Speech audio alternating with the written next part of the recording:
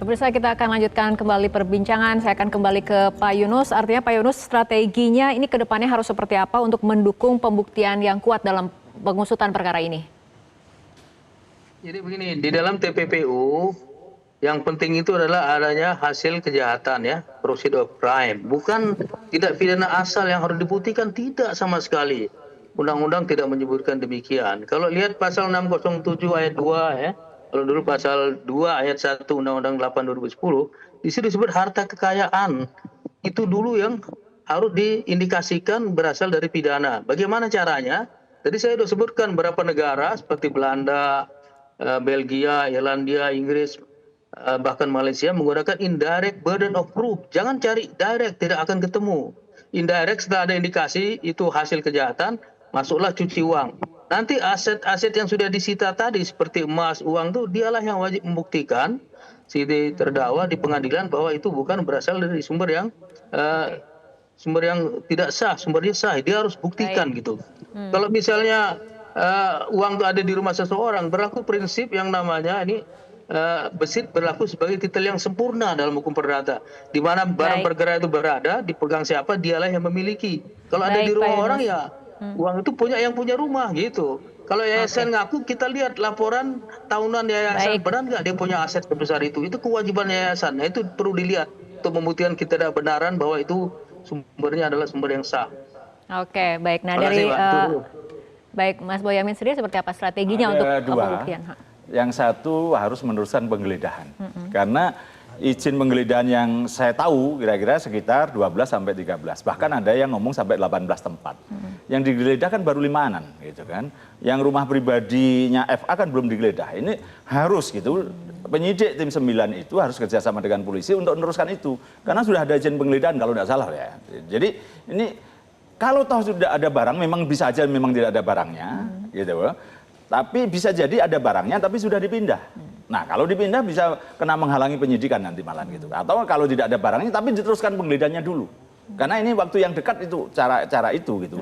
Kalau toh kosong, tapi kok ada berangkasnya, karena ada yang mengetahui pernah bikin berangkas 2 misalnya di sebuah rumah mana gitu kan. Nah, itu yang harus didalami betul gitu. Karena itu satu. Yang kedua ya ini yang simbolik sebenarnya, tapi saya mau minta nanti kalau pemeriksaan berikutnya dibawa dari rutan KPK Kejaksaan Agung itu harus dikenakan rompi dan borgol. Itu simbolik itu.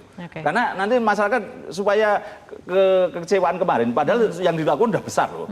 Agak cacat urusan kecil gitu sebenarnya. Toh nyatanya bisa ditahan kan gitu loh. Selesai. Maka besok harus kalau ini jangan kemudian tidak nampak masuk kayak kemarin pemeriksaan pertama masuk nggak tahu kapan keluar nggak tahu kapan. Nah besok harus ini dari KPK ya wartawan diberitahu akan dibawa. Terus sampai di gedung Kejaksaan Agung juga diberitahu wartawan bisa ngeliput itu. Itu aja, makasih. Baik, Prof. Jamin. Ya, kalau saya lihat kelihatannya tim 9 ini tidak akan melakukan penyitaan lagi. Kemungkinannya. Kalau saya lihat karena sudah cukuplah sampai di sini penyelesaiannya dan nanti akan dinaikkan ke tingkat penuntutan. Nah, kenapa? Karena tentu melihat kondisi ya, kondisi keadaan negara kita yang kurang stabil belakangan ini begitu. Dan menjaga kondisi ini bagi presiden sangat penting gitu. Jadi mudah-mudahan, tapi itu kan nggak baik buat penegakan hukum menurut saya, nggak baik. Ya, kalau memang tadi dikatakan ada memang titik-titik yang harus digeledah, ya geledah.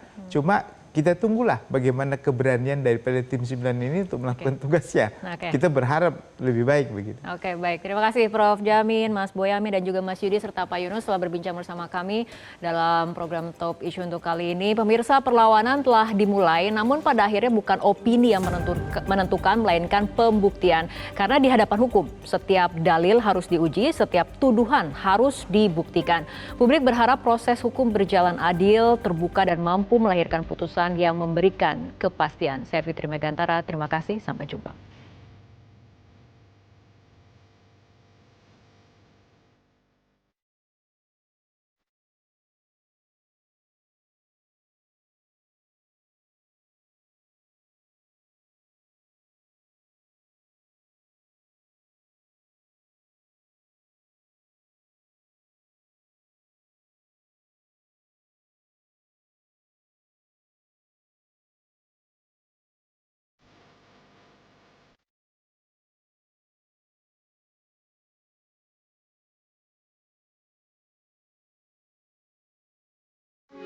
Metro TV.